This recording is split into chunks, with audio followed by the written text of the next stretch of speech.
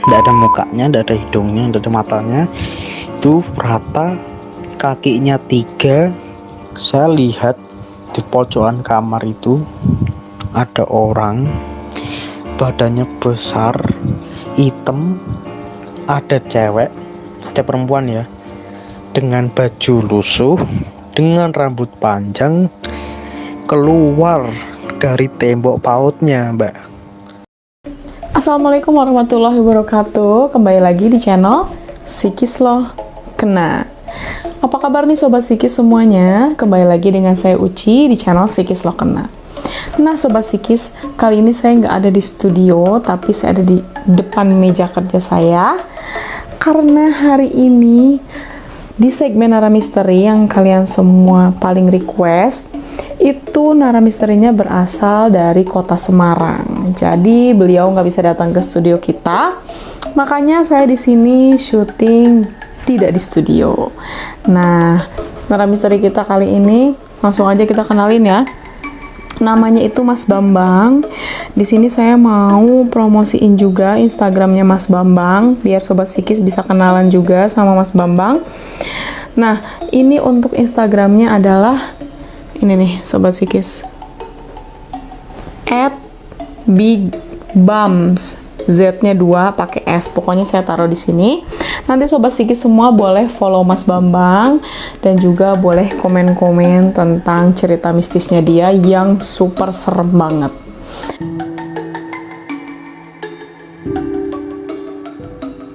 Nah, jadi awal ceritanya Mas Bambang itu waktu itu komen story saya tentang kejadian ketindihan yang saya alami.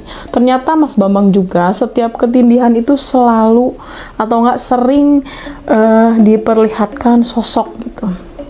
Sosok jin yang cuman bisa dilihat sama dia tuh pas waktu ketindihan itu. Nah, terus Mas Bambang juga di ceritanya ini menceritakan tentang pengalaman mistisnya Mas Bambang di lingkungan keluarga yang memang masih sangat percaya dengan hal-hal seperti itu. Pokoknya ceritanya wajib banget ditonton sampai habis. Mas Bambang kirim videonya juga kirim cerita via voice note-nya juga lumayan panjang. Makanya Sobat Psikis bisa dengerinnya sambil berkegiatan. Kencengin aja volumenya. Oke deh, Mas Bambang, sebelumnya saya ucapkan dulu terima kasih sudah mau berkenan untuk kirim ceritanya di channel Psikis Loh Kena. Dan buat Sobat Psikis, harus siap-siap Psikis Loh Kena.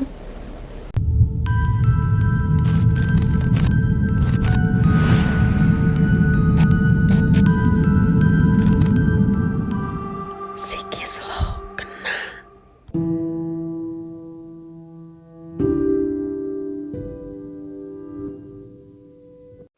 Halo, nama saya Bambang Suryo.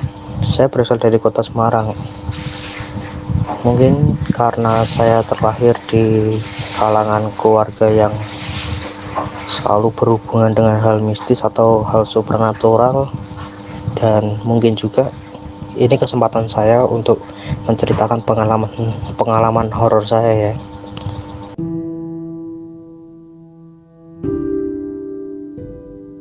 Ya, jadi kalau cerita tindian saya itu sebenarnya banyak sekali, cuman ini saya ceritakan ke pengalaman saya yang paling melekat di otak saya ya, karena ini mungkin epic gitu ya, kejadiannya itu aneh-aneh gitu. Nah, waktu saya kelas 4 SD itu saya pernah tindian ya. Saya tidur, nah saya terbangun di mimpi ini. Saya di mimpi itu saya keluar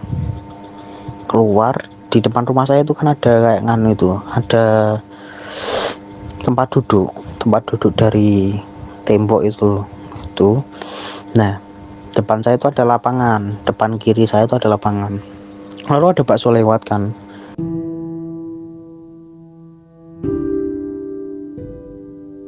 Ada bakso lewat di situ.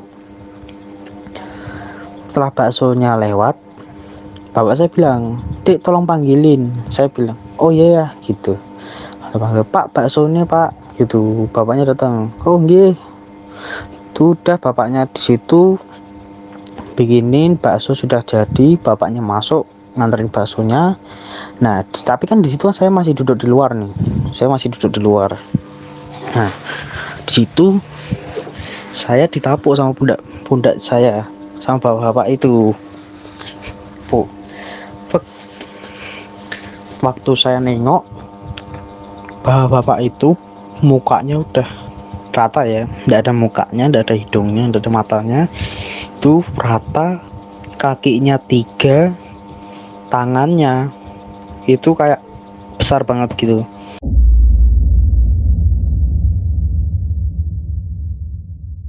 Langsung saya kaget kan, saya ditapuk pundak saya. Duh, lihat kaget, spontan langsung saya lari ke arah lapangan. Itu dia ngejar tapi kan kakinya 3, ngejarnya tuh aneh gitu loh, ngejarnya tuh aneh. Itu langsung saya lari. Itu di dalam mimpi itu saya lari kan ya, mau 1 RT itu saya keliling buat menghindar dari nganu bapak itu. Waktu sampai di tetangga saya sebelah rumah persis, dia megang tangan saya, tapi megangnya tuh halus, ndak langsung ndak kayak macet gitu, ndak, tapi itu halus. Nah di situ saya langsung, hah, tak liatin, dek, dia bilang, kamu tuh kenapa gitu. Di situ saya merinding, sampai sekarang ini ya saya cerita sampai merinding.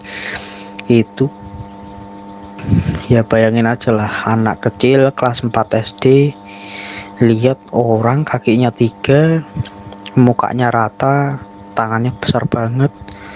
Di situ saya kayak udah benar-benar pasrah. Di dalam mimpi itu saya inginnya lari, cuman saya tuh nggak bisa gerak, tapi tuh pengennya lari, cuman lambat banget itu. Terus akhirnya waktu saya nengok ke bapak-bapak itu lagi, kepala saya kan ditapuk. Waktu ditapuk, saya langsung bangun. Pagi itu saya langsung bangun. Ternyata saya sudah bangun itu jam 7:30 ya. Saya telat sekolah. Terus akhirnya saya dimarahin sama ibu saya. Kamu itu nggak niat sekolah, nggak usah sekolah, digituin sama ibu saya. Saya rasa karena saya linglung ya, habis kayak mimpi kayak gitu. Habis itu langsung saya bangun, mandi. Nah ini waktu bangun sama mandi, telapaknya yang napuk pundak saya itu masih ada merah telapaknya di pundak saya. Di situ saya sampai sekolahan kepikiran terus, kok bisa gitu loh. Ini kan cuman mimpi, cuman kok kebawa sampai ke dunia nyata gitu loh. Itu bener mbak. Jadi waktu saya berangkat sekolah itu, saya cek lagi di pundak saya itu masih ada cap merahnya tangannya.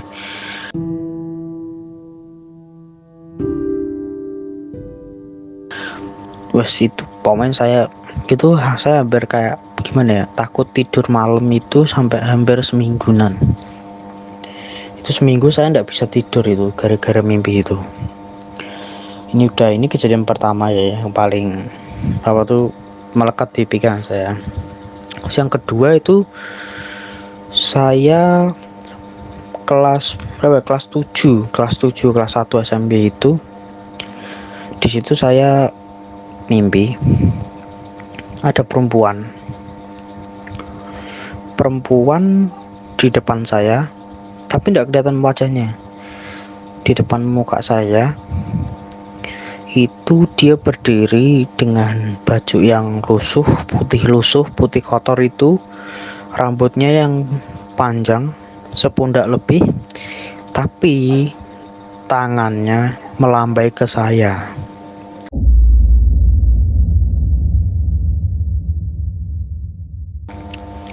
Tangannya melambai-lambai ke saya. Di situ saya kayak, ini gimana ini?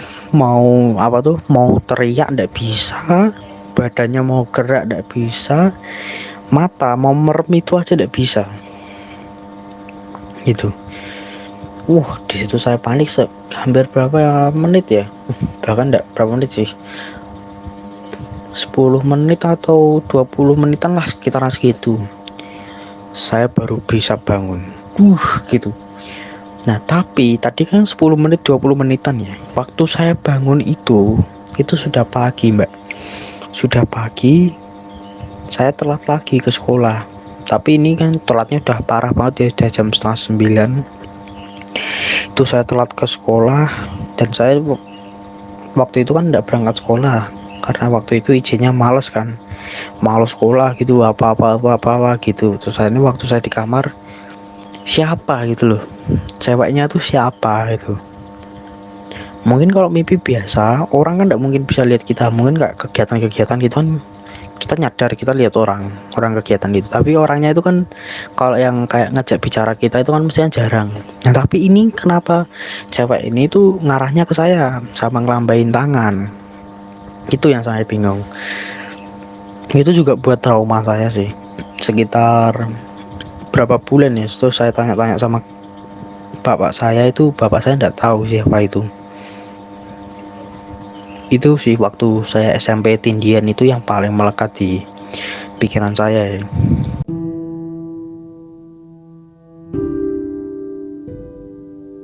Kalau bicara tentang penampakan, saya itu kan lahir di kayak gimana ya, lingkungan yang selalu membahas tentang mistis atau kejadian-kejadian supranatural ya, seperti itu.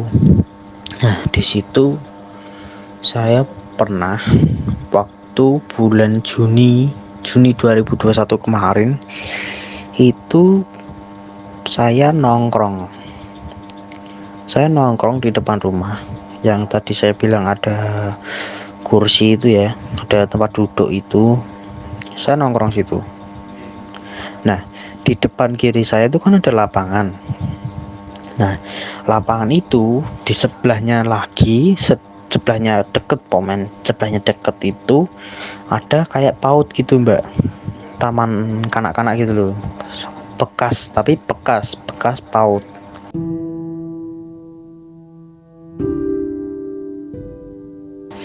Nah di situ saya langsung tertuju. Pokoknya kalau duduk di rumah saya yang depan itu, mata mesti langsung tertuju ke sana. Nah di seberang PAUD itu ada kebunnya kan. Ini kejadian waktu malam sekitar jam setengah 11 atau jam 11 setelah acara keluarga ya, karena di rumah saya ada acara keluarga besar.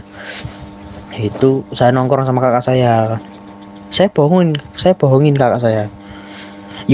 Di situ tadi malam aku lihat ada cewek bajunya putih madepnya ke sini.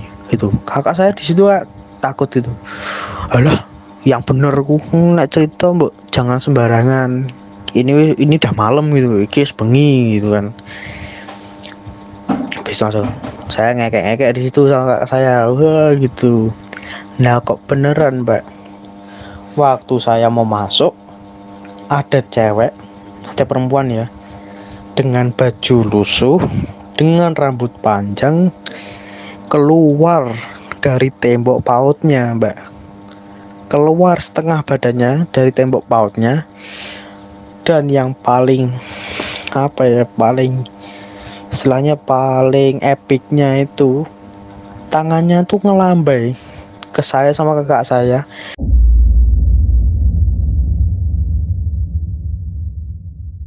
Kayak waktu saya tindian yang itu SMP itu ngelambai ke saya langsung kan. Tapi di situ saya panik ya, badannya kayak badannya kaku gitu, tidak bisa gerak. Tapi saya masih sempat guyonan sama kakak saya. Nah giniin kakak saya, tidak percaya itu loh, lihat toh di sebelah PAUD. Saya masih sempat ngekek itu kakak saya ini, wih yang bener kamu gitu. Ya itu tidak percaya, lihat toh, tak gituin toh. Langsung iya aku lihat. Saya Ki, aku kudu melayu bu, gitu. Kakak saya bilang, ini aku harus lari bu. Tak gini loh, lari tinggal lari kok, ya, tak bingung. Saya lari dulu, terus masuk, baru kakak saya lari. Itu masih sempet-sempetnya kakak saya mau tak kunciin dari dalam itu kakaknya. Habis itu langsung budur, akhirnya kakak saya masuk, bapak saya datang, ada apa tau gitu. Itu ya, ada cewek ya keluar dari tembok PAUD gitu, mosok yang bener gitu. Langsung bapak saya gitu, saya iya, kalau nggak percaya coba lihat gitu. Terus saya bapak saya tuh keluar sambil ngeliatin di sebelah PAUD itu. Habis itu bapak saya masuk lagi kan, selang berapa menit masuk lagi. Bapak saya lalu bilang sambil ketawa gitu kan, kamu tuh kenapa diajak kenalan kok ya ndak mau gitu. Sake kasihan mbaknya itu, diajak kenalan malah lari. Bapak saya ngomong gitu, dek, saya sama kakak saya tambah merinding. Di situ saya langsung masuk ke ruang keluarga, nyetel TV, cedek, volume saya banterin. Udah, saya pokoknya nonton film di situ. Nah, apapun yang terjadi berusaha untuk melupakan itu pokoknya. Itu pengalaman saya waktu penampakan di depan rumah saya. Yang kedua itu baru-baru ini ya, sekitar September Novemberan ya. Saya ditinggal sama orang tua saya. Bapak saya kerja. Ibu saya sama adik saya itu pergi ke tante saya. Karena kakak saya itu udah pada kerja, jadi kan saya sendirian di rumah nih sama nenek. Lah waktu itu nenek itu tidur. Sore itu tidur sekitar jam 4 atau jam 5-an itu tidur. Nah, saya ini kan bingung ya, gabut karena belum punya HP waktu itu. Habis itu saya cari kesibukan itu. Saya ambil senapan angin itu, tembakan burung itu, saya ambil peluru, saya ke belakang rumah nih. Belakang rumah saya itu kan kayak los gitu. Atas itu enggak ada gentengnya. Jadi terang gitu tempatnya.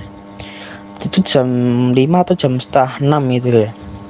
Saya taruh tutup botol di atas batu gitu.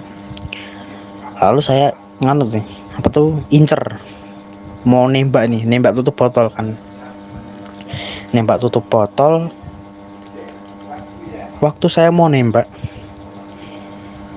itu masih santai ya ini ya. Dar, kena. Satu kali itu kena, seneng kan. Isi peluru lagi, nembak lagi. Dar, yang kedua itu kena. Nah, yang ketiga ini waktu saya mau ngincer, di kiri saya itu kan pandangannya langsung ke kamar ibu saya ya. Kamar ibu saya sama pintu mau masuk ke ruang keluarga.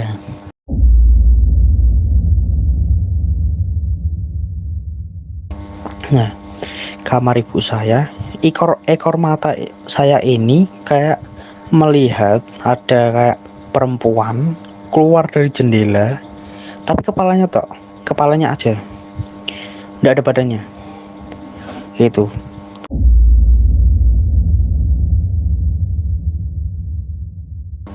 di situ saya kan ya namanya sendirian di rumah, nggak terbiasa sendirian di rumah, saya kaget. Saya incer kan itu, waktu saya incer nggak ada siapa-siapa. Di situ saya positive thinking ya, mungkin itu ibu saya.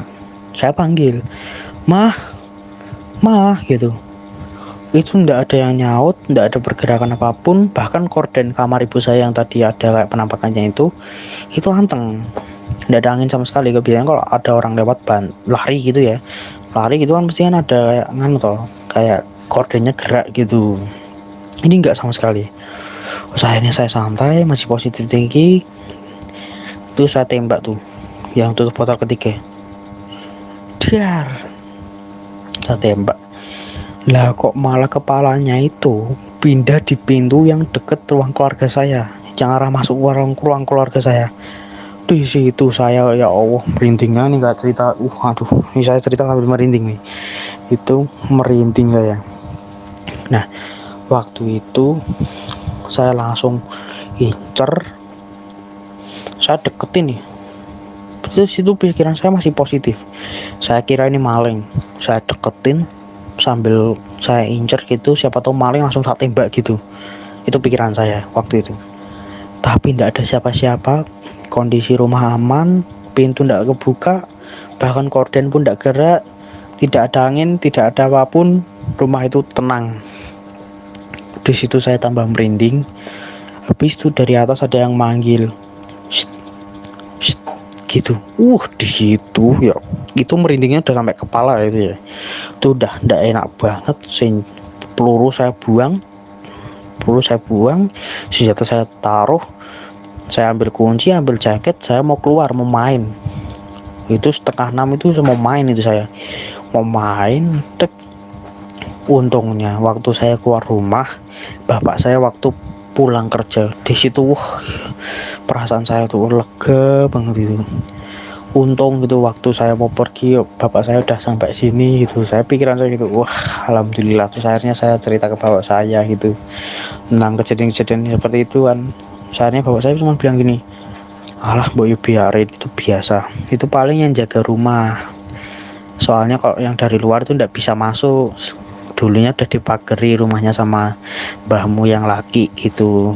Bapak saya ngomong gitu. Walah, tapi kan penjaga rumah, tapi ya tetep nganu ya, apa tuh, kayak takut gitu ya, lo ndak terbiasa lihat kayak gitu, apalagi sendirian di rumah. Nek apa tuh didatengin pak ya malah nanti aku ketar-ketir, malah pusing. Ya itu kayak kejadian penampakan sih di rumah.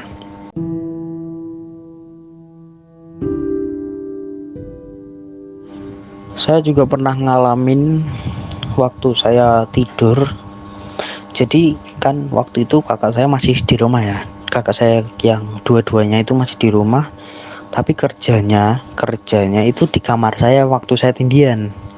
Nah, jadi istilahnya saya itu tidur ke kamarnya kakak saya.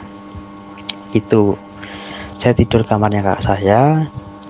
Itu posisi kepala ya. Ini mungkin bisa dibayangkan ya. Kepala saya di barat, ujung kaki saya di timur. Saya menghadapnya ke utara. Terus saya tidurnya gitu. Nah, HP saya kan baterainya mau habis. Tapi saya paksakan buat mainan. Itu baru-baru ini sih. Kemarin sebulan atau 2 bulan yang lalu. Itu. Lalu saya paksakan, itu masih aman ya, kondisi malam itu masih aman. Setelah itu baterai saya tuh tinggal 5%. Saya enggak nyadar. Terus akhirnya saya kan mau ngecas, otomatis kalau saya ngecas itu kan saya menghadap ke timur kan, bangun menghadap ke timur mau ambil cas.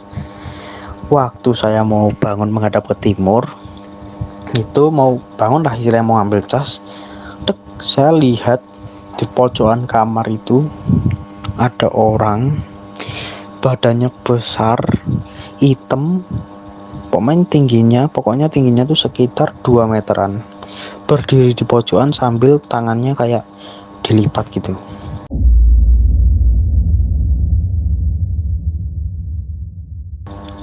Di situ saya merinding. Saya tidak jadi ngecas, badan saya langsung lurus tegak gitu. Itu saya tiduran ditutupi guling ya. Itu saya panik.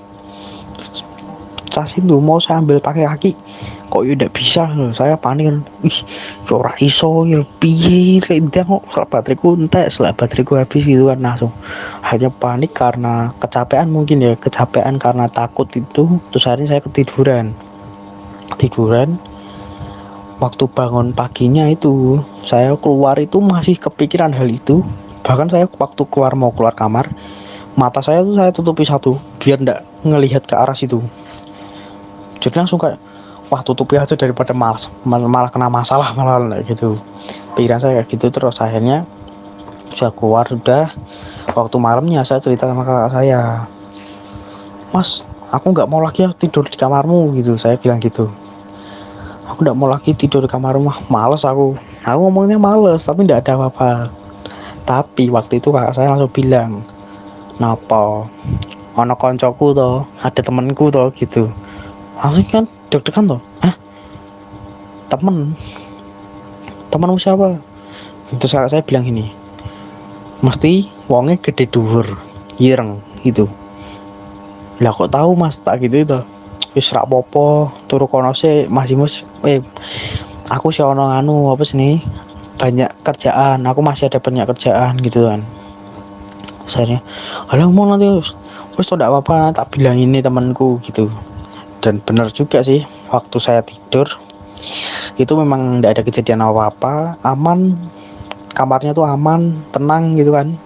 Adik saya tuh yang biasanya kayak ngigo apa ngimpi apa aneh-aneh gitu, ndak, itu tenang banget. Nah di situ untungnya pikiran saya tuh ndak langsung ke nganu ya, ndak, pikirannya saya tuh ndak negatif ke nganu yang saya lihat tadi malam di situ. Jadi saya sudah kayak biasa gitu kan. Ya mungkin itu memang benar sih yang disebut temennya kakak saya itu, mungkin yang itu yang besar tinggi itu. Jadi di situ wah saya udah ya, kalau sekarang itu ya sampai udah hampir terbiasa kalau dengan hal-hal kayak gitu. Cuman ya lah, masih mikir-mikir kalau ada kejadian yang sama kayak gitu.